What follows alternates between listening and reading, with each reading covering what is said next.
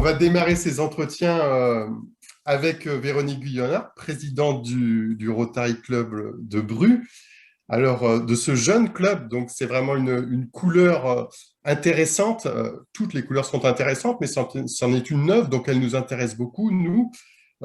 Cette deuxième année de ton club, c'est toi qui l'as présidé, euh, jeune club. Et non seulement c'est un jeune club à présider, mais en plus, tu as décidé de renouveler l'opération une deuxième fois. Alors, c'est une formidable aventure. On te félicite pour ça. Une chose, quels sont les motifs de satisfaction que t'ont apporté cette première année et quelles sont les envies que tu as pour cette deuxième année? Donc, la satisfaction, je dirais que c'est l'échange, en fait, et vraiment la satisfaction d'avoir réussi à amener du monde au sein du club, en fait, d'avoir fédéré. Ça, franchement, c'était extrêmement sympathique. Et d'avoir, en fait, eu vraiment un environnement propice dans le club pour monter des opérations.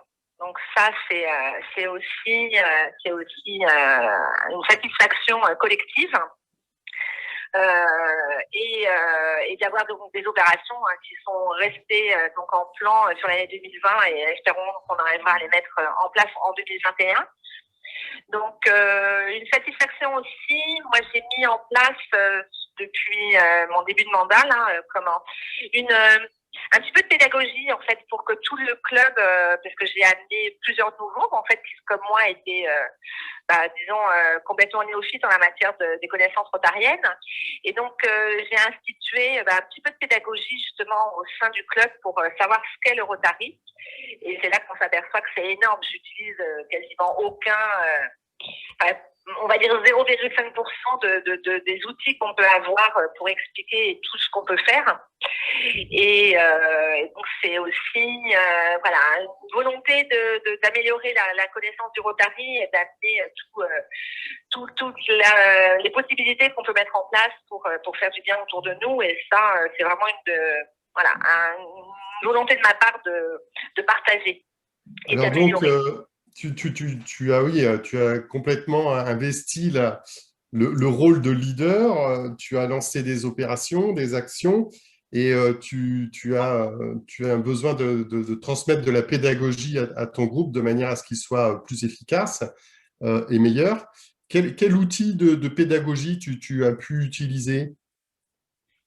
Alors, j'ai utilisé la minute rotarienne avec tout ce qu'elle a d'un petit peu ancienne, on va dire. Et c'est vrai que, bon, derrière, ça fait sourire les membres. Alors, donc, tant mieux, c'est au moins ça de gagner. Mais c'est vrai qu'il faudrait un petit peu rénover, ou alors il va falloir que je passe un petit peu de temps à améliorer mes PowerPoint pour amener quelque chose d'un peu plus moderne, on va dire. Mais bon, après, le contenu est là, au moins, on apprend des choses. Donc, c'est vrai que j'arrive avec mon ordinateur aux réunions, avec du PowerPoint. Là, il y a eu, justement, dans les échanges qu'on a eu les uns et les autres, dans nos dernières vidéos qu'on a eues, je pense que je vais jouer un petit peu plus aussi sur le côté professionnel de chacun, pour savoir ce qu'on peut amener aussi comme contenu, puisque ça, c'est une des nouvelles directions qu'on se donne, de pouvoir aider professionnellement. Et en fait, je me suis rendu compte il y a quelques semaines que je ne connaissais pas systématiquement tous les métiers de chacun de manière efficace. Donc ça va faire partie de mes axes aussi à venir. Très bien, parfait. Mais écoute, merci beaucoup Véronique pour ces commentaires, du leadership, des opérations, de la pédagogie et du réseau professionnel. Franchement, vous démarrez très très fort au Rotary Club de Bru. Félicitations à toi, à ton club et bonne continuation. Merci beaucoup.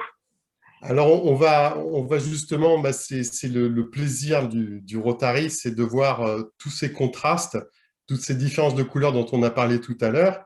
Et notamment, on va plutôt prendre maintenant l'axe avec le Rotary Club de Dinan, avec Dominique Alix. Bonjour Dominique. Alors, si tu pouvais juste ouvrir ton micro, comme ça, on va être au top. Effectivement, vous voyez, même quand on est habitué, on oublie l'élémentaire. Bonjour à toutes et bonjour Lionel. Alors, c'est un plaisir de t'avoir, un plaisir de travailler aussi avec toi parce que j'ai appris à te découvrir grâce au travail que l'on fait ensemble. Alors, toi, Dinan, c'est pas Bru, c'est pas un jeune club. Ah non, Dinan, il a mon âge, Dinan, figure-toi. Dinan, il est de 1956, donc il a 65 ans. Voilà. D'accord. Il a 64 ans plus quelques mois, mais on est dans la 64, cinquième année. Donc, hein, on aurait pu fêter nos 65 ans si effectivement la Covid ne nous avait pas mis quelques bâtons dans les roues, hein. Donc, en fait, tu es la deuxième phase de la pièce quand on voit Bru et Véronique, et puis Dinan et toi. Et c'est très intéressant parce que finalement, comment toi, tu as vécu ton année de président? Alors, un peu similaire à Véronique, parce qu'en fait, il y a beaucoup de frustration par la Covid, forcément, puisque la première conséquence, c'est qu'on a coupé les contacts physiques avec nos membres, et donc maintenant, nous ne faisons quasiment plus que de la visioconférence ou des petites réunions à deux ou trois, et encore pas trop, parce que l'inconvénient d'un club âgé, c'est qu'il a aussi des membres âgés, donc on fait attention à nos membres un peu plus anciens. Et puis moi, je ne suis pas tout jeune non plus, voilà, donc je suis un président entre deux âges, on va dire, hein. C'est un peu frustrant et puis finalement, ça nous amène à nous redécouvrir et à passer à autre chose, c'est-à-dire à découvrir d'autres fonctionnements. Celui que l'on utilise aujourd'hui, qui est Zoom, c'est évidemment ce qui nous a permis de garder le contact. Et moi, je suis très fier de mon club et de ses membres parce que on est à plus de 60% de fréquentation à nos réunions. Et ça veut dire que les gens, y compris les plus âgés, ont adhéré au système Zoom parce que ils avaient besoin effectivement de se retrouver dans une ambiance rotarienne et parce que nous avons quand même réussi à mettre en place quelques actions. Voilà. Ah, excellent. Donc, en fait, vous avez tout à fait réussi à maintenir l'activité du club et les relations entre les membres et mener des actions en réadaptant votre organisation. Donc, en fait, vous faites preuve de la même souplesse qu'un nouveau club face à une situation qui change. Et alors oui, ah oui, je pense que d'ailleurs c'est même une nécessité absolue pour tous les clubs, à mon avis. On a besoin là de beaucoup d'agilité pour pouvoir effectivement entreprendre les nouveaux challenges. Ah, voilà Véronique. Pour pouvoir entreprendre les nouveaux challenges. Les nouveaux challenges pour nous, c'est de trouver la méthode pour organiser des actions sans être en contact les uns les autres. Eh ben, je peux vous dire, et tout le monde le sait, je pense ici ce soir, c'est un peu compliqué finalement, hein. Oui, oui, oui, on est obligé d'innover, de sortir des sentiers battus. D'autant plus que vous avez l'expérience, la force de l'expérience, le cumul des actions qui se refont facilement, et ça vous bouscule dans un confort qui peut-être pas toujours positif, en tout cas qui a des avantages, mais que vous n'aviez plus. Alors oui, qu'a des avantages et des inconvénients. Je pense que l'avantage de cette situation inconvenante, c'est que en fait, ça nous a obligés à nous réhabiliter à certaines pratiques qu'on n'avait pas forcément avant. C'est le dialogue, parce que quand on est un vieux club, on a des habitudes, hein, c'est ce que tu évoques. Là, on est obligé de se réinventer avec les nouveaux membres, les plus jeunes. Et se réinventer aussi avec les anciens, ceux qui avaient pris soi-disant des habitudes, ils les ont perdues, leurs habitudes. Et donc, on peut se renouveler comme ça.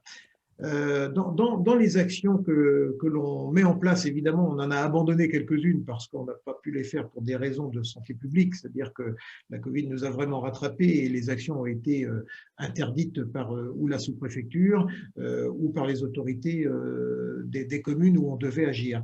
Mais pour celles où on a pu agir, à ma foi, on a eu de belles réussites. On a une belle réussite sur un vide-grenier où nous avons fait la moitié de notre challenge. Alors, je m'explique. Ce vide-grenier est fait pour Emmaüs 22 et pour les équiper d'un chariot élévateur, enfin plutôt d'un gerbeur électrique. Nous avons investi nous-mêmes 4 000 €, donc il fallait qu'on les gagne cette année. On en a gagné 2 000 au premier vide-grenier et nous faisons le deuxième vide-grenier en avril. J'espère bien renouveler ces 2 000 € en avril, ce qui nous fera le challenge de 4 000. Et comme le district est généreux, il nous a accordé une bourse, une subvention de la fondation, si bien qu'on a doublé la somme et on est à plus de 8 000 € que l'on va donner à Emmaüs sous forme de dons avec du matériel. Voilà. Félicitations et si jamais vous avez reçu cette subvention, c'est parce que votre dossier était excellent et que vous la méritiez 100 fois. Et finalement, les subventions du district, il ne faut pas oublier que c'est aussi les contributions des clubs. Donc, en fait, c'est notre pot commun à tous que vous avez employé d'une merveilleuse manière. Je te remercie beaucoup, Dominique, excuse-moi, pour ton témoignage. Et puis, on va maintenant se tourner vers le Rotary Club de Brest avec toi, Jérôme Michelet, qui a été président cette année. Alors, comment tu as tenu ta présidence, tenu ton club pendant cette année de Covid? Déjà, il a fallu préparer cette année. Et on a vu une année difficile qui s'annonçait, avec le SFPE qui était remplacé par un webinaire, avec les réunions qui manifestement allaient être de plus en plus compliquées, voire impossibles. Et puis, surtout pour nous, le plus gênant, c'est qu'on a perdu notre levée de fonds annuelle habituelle. Donc, en gros, j'avais plus d'argent. Dans ces conditions-là, que faire? Donc, une possibilité, c'est d'attendre que ça se passe en faisant le gros dos, mais là, c'est la mort du club assurée. Donc, l'autre possibilité, c'est de trouver, d'innover et de trouver de quoi remotiver le club. Sachant que le club en question, c'est un très vieux club. Il existe depuis avant la naissance de mes parents, donc c'est quand même un petit peu ancien. Les membres ne sont pas tout jeunes non plus, ça ronronne un petit peu. Enfin, c'est pas un club super dynamique. Donc déjà, il y avait ce problème à résoudre. Et en plus, au moment où le Covid nous interdit de continuer comme avant. Donc pour ça, il fallait réagir. Déjà, nous sommes rotariens. Nous sommes donc là en vue d'agir pour résoudre des problèmes. Cette année, il y a beaucoup plus de problèmes que d'habitude. Eh ben, on se retrousse les manches et on agit. Alors maintenant, on agit comment? Une possibilité, alors déjà pour remotiver le club, j'avais souhaité orienter le club vers plus de professionnalisme. C'est-à-dire, on a lancé des actions, enfin la convivialité a été orientée vers plus de professionnalisme, c'est-à-dire que lors des réunions, on a commencé à parler du boulot des uns et des autres, puisque nous sommes tous d'excellents professionnels par définition, mais encore faut-il savoir ce que fait le voisin.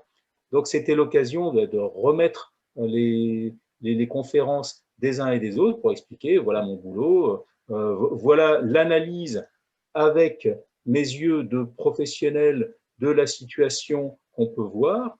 Donc ça a remis un petit peu d'intérêt professionnel dans les réunions qui sinon devenaient un peu plomb-plomb, il faut quand même avouer. Et finalement, ces échanges entre professionnels confrontés à une problématique générique, commune, est-ce que ça vous a apporté des clés ou de la motivation supplémentaire pour pouvoir passer cette épreuve? Alors, ceux qui ont assisté aux conférences, à chaque fois, trouvaient qu'ils avaient bien fait de venir au club. Donc maintenant, ce qu'on cherche à faire, c'est expliquer aux absents habituels qu'à chaque fois, ils ratent quelque chose. C'est bien ça l'enjeu. Donc ça, c'est pour remotiver un petit peu, ressouder le club. Et l'autre point qu'on a réussi à faire, c'est créer des nouvelles actions adaptées d'une part à l'absence de fonds, d'autre part au manque de motivation pour poursuivre les actions un petit peu traditionnelles, on sentait bien qu'ils s'essoufflaient, puis qui de toute façon devenaient de plus en plus compliqués à faire.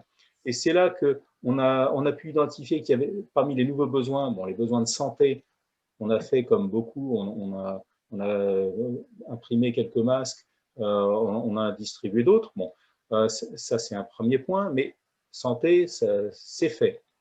On a vu qu'il y avait des besoins économiques avec les entreprises qui avaient un gros problème économique lié à la crise sanitaire, mais là, on ne se sentait pas le calibre de répondre à ces besoins. Et en fait, on a trouvé que les jeunes avaient des besoins particuliers, notamment ceux qui étaient en études, qui devaient faire des stages, mais qui n'arrivaient plus à trouver ces stages, et ils se retrouvaient avec un gros problème, et là, personne ne traitait ce problème. Et c'est là qu'on a décidé de prendre à bras le corps ce problème, parce que, en fait, tous les Rotariens, on a tous une expérience professionnelle, et donc on est tous, sans exception, capables de coacher un jeune et de lui faire passer ce vécu en entreprise qui lui manque. Et ça a été l'action phare qu'on a démarré cette année en lien avec un établissement d'enseignement supérieur. Il y en a 2 qui ont été pressentis, puis un qui a décidé de poursuivre avec nous, donc très bien. Ça permet vraiment, tous ceux qui font cette action de coaching sont enthousiasmés. Ça a permis également de faire plus d'interclubs parce qu'en fait, les besoins sont tellement grands qu'à un seul club, on n'arrive pas à les résoudre. Et heureusement, sur la ville de Brest, nous sommes 5 clubs. Donc, en étendant aux autres clubs, ça a permis de faire de l'interclub, d'associer un petit peu plus de gens à une action qu'on a pu faire à distance. Donc, en fin de compte, malgré la crise, ou peut-être grâce à la crise, on a pu remotiver le club autour d'une nouvelle action utile et parfaitement adaptée au contexte. Très bien. Je te remercie beaucoup, Jérôme. Je vous remercie, Jérôme, Véronique, Dominique, pour ces 3 témoignages qui, j'espère, vont servir à ces nouveaux présidents qui se déclarent pour cette nouvelle année. On a beaucoup parlé de professionnalisme parce qu'en fait, vous avez tous le point commun d'avoir pris le leadership d'un club, d'être devenu président, d'avoir tenu la marée pendant 1 an. Et finalement, votre métier, votre vie active, c'est quoi? On va commencer par toi, Dominique. Ma vie active actuellement, elle est d'un jeune retraité du négoce de matériaux de construction. J'étais directeur du patrimoine chez Saint-Gobain Distribution. Très bien, je te remercie. Et toi, Véronique? Moi, j'ai une agence de voyage, donc tout va bien en ce moment. Oui, j'aurais aucun commentaire. Hein, je vais pas... bravo en tout cas. Et Jérôme? Bien, je travaille au sein d'une ONG internationale, toute petite, mais qui travaille dans le monde entier. Et nous travaillons à distance en permanence. Donc pour moi, l'adaptation professionnelle était simple, mais il m'est revenu de convaincre les autres Rotariens de l'utilité et du mode d'emploi de tous ces nouveaux outils qu'ils ont découverts, mais que je pratiquais quotidiennement bien avant la crise. Très bien. Eh bien, écoutez, vos horizons différents hein, illustrent bien le multicolore, le côté multicolore du Rotary et le côté multicolore de tous les présidents chaque année, comme la nouvelle année qui va arriver. Et vous êtes un exemple comme quoi ce leadership, il est commun avec des idéaux de Rotary communs. Donc, merci beaucoup pour votre témoignage. Je pense que les présidents qui vont prendre à l'année qui vient vont avoir un énorme défi à résoudre, c'est de relancer leur club après une période d'1 année au ralenti forcé. Il va falloir recréer toute une convivialité avec des membres qui ont pris l'habitude de moins se voir, de moins agir. Donc ce sera vraiment un sacré défi, très intéressant, qu'ils auront à prendre à bras-le-corps pour relancer la boutique, ne pas revenir au monde d'avant, mais adapter justement le club au monde nouveau qui s'ouvre à eux. Super, merci.